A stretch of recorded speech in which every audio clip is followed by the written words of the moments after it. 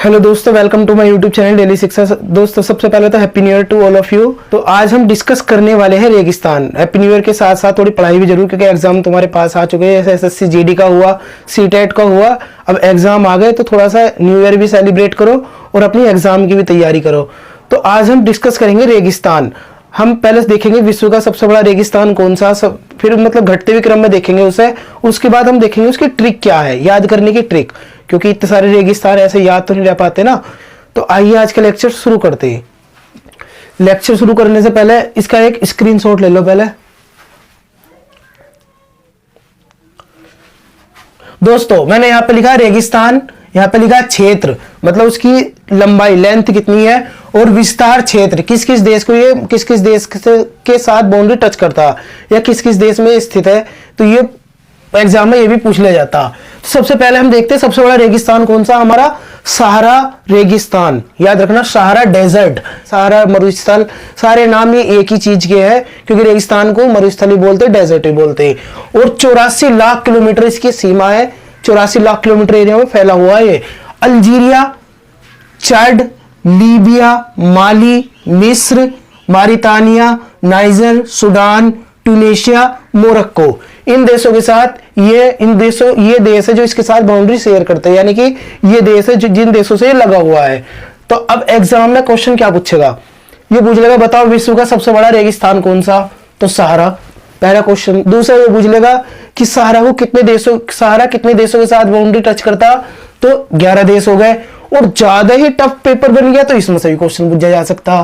तो एक बार इन्हें अगर तुम मैप में देख के अपने ग्लोब में देखो, मैप में मैं इसलिए देखता, अगर तुम विजुअल याद रखोगे तो ज्यादा अच्छे से याद हो जाएगा, तुम्हें ये पता चल जाएगा कौन कौन से देश है। देखो, अगर ये इन देशों के साथ बाउंड्री टच कर रहा है तो ये आस पड़ोस के देश होंगे। अब बात करते हैं हम ऑस्ट्रेलियन रेगिस्तान की। 15,50,000 इसकी क्षेत्र है, विस्तार क्षेत्र। Great Sandy, great Victoria, Simpson, Gibson और तथा स्टुअर्ट रेगिस्तानी क्षेत्र के साथ, ये रेगिस्तानी क्षेत्र के बीच ये स्थित है। तो ये ज्यादा नहीं पूछा जाने का, ये याद रखना। ऑस्ट्रेलियन रेगिस्तान दूसरे नंबर पर आता। अरेबियन रेगिस्तान 13 लाख किलोमीटर क्षेत्र में फैला हुआ, और दक्षिण अरब, सऊदी अरब, यमन, सीरिया, और जो वहां का खाली क्षेत्र है ना अरब का, तुमने देखा होगा, तुम अगर कतर, कुवैत जाओगे तो वहां पर रेगिस्तान बहुत ज्यादा है ना, सऊदी अरब में जाओगे रेगिस्तान बहुत ज्यादा है। तो ये कौन सा रेगिस्तान है, अरेबियन रेगिस्तान है, याद रखिए। गोबी डेजर्ट कई बार एग्जाम में पूछा जा चुका, स्टार लगा लियो इन पे। 10,40,000 किलोमीटर का एरिया है, मंगोलिया और चीन के बीच स्थित है। कहां पे है ये, देखो क्वेश्चन क्या बन सकता, बताओ गोबी डेजर्ट किस महाद्वीप पे स्थित है। अफ्रीका दे देगा, एशिया दे देगा, यूरोप दे देगा, अमेरिका महाद्वीप दे देगा, या नॉर्थ अमेरिका, साउथ अमेरिका, कोई सा भी। तो कहां पे है ये, मंगोलिया और चीन। कहां पे तुम्हें पता होगा, पता नहीं पता, देखो कहां पे है ये, मंगोलिया और चीन, ये एशिया महाद्वीप है। देखो ये अच्छे से समझा करो मैप में देख कर कि कौन सा देश किस महाद्वीप में पड़ रहा है, तुम्हें अच्छे से याद हो जाएगा फिर ये। और गोबी किस में हो गया, मंगोलिया और चीन के बीच हो गया। तो ये पूछा जा चुका है एग्जाम में। कालाहारी गाना सुना होगा, कलहारी मनहारी। तो कलाहारी रेगिस्तान 5,20,000 इसका किलोमीटर में फैला हुआ। बोत्सवाना अफ्रीका के मध्य में ये स्थित है, अफ्रीका के मध्य में स्थित है। टकलामाकन 3,20,000 किलोमीटर में फैला हुआ, सिक्यांग चीन के बीच ये स्थित है, यानी कि चीन में स्थित है ये, तो याद रखियो। सोनोरन रेगिस्तान 3,10,000 किलोमीटर क्षेत्र में फैला हुआ है, एरिजोना और कैलिफोर्निया के बीच स्थित है। यूएसए, अगर देश की बात करूं मैं तो यूएसए और मैक्सिको के बीच है ना, तो याद रखियो। एरिजोना अगर क्षेत्र की बूझ रहा है तो किस किस के बीच में है, एरिजोना कैलिफोर्निया के बीच में।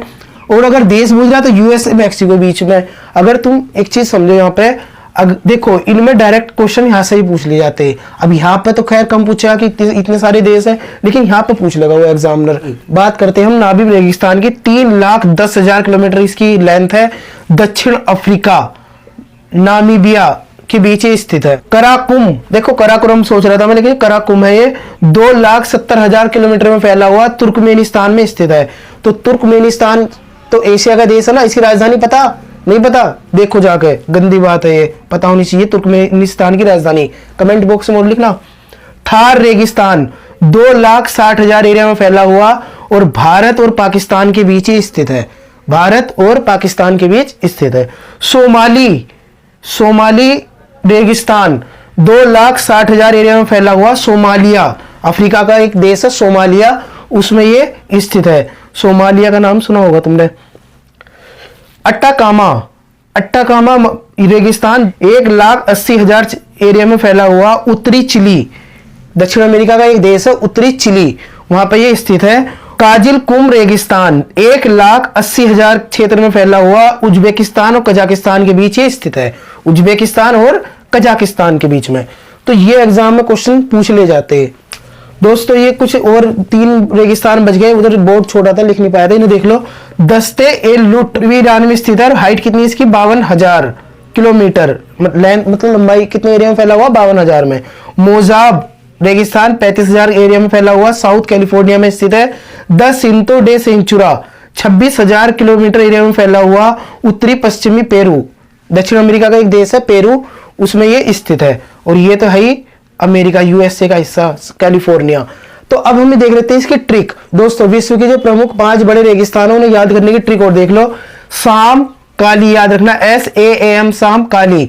तो एस से क्या हो गया सहारा हो गया, ए से ऑस्ट्रेलियन हो गया, और ए से क्या हो गया इस वाले ए से अरेबियन, अरेबियन। दोस्तों देखो ये क्या हो गया, मैं से मंगोलिया, मंगोलिया रेगिस्तान, मैं से मंगोलिया रेगिस्तान। अब तुम कहोगे यहाँ पर मंगोलिया कहाँ लिखा, तो यह गोबी, गोबी भी लिखा आ सकता, मंगोलिया भी लिखा आ सकता। यह तुम कर लो SAAG कर लो, साग काली या काली साग, इस तरीके से साग काली बोल लो। तो लेकिन यहाँ पे मंगोलिया भी हो सकता है, गोबी भी हो सकता है ना, तो ये याद रखियो। और काली से क्या हो गया कालाहारी रेगिस्तान, इस काली से कालाहारी रेगिस्तान। तो आई होप तुम्हें रेगिस्तान समझ में आ गए होंगे। अगर इससे रिलेटेड कुछ भी डाउट हो कमेंट करके पूछना जरूर। मिलते हैं फिर नेक्स्ट लेक्चर में, तब तक के लिए थैंक्स अ लॉट, जय हिंद।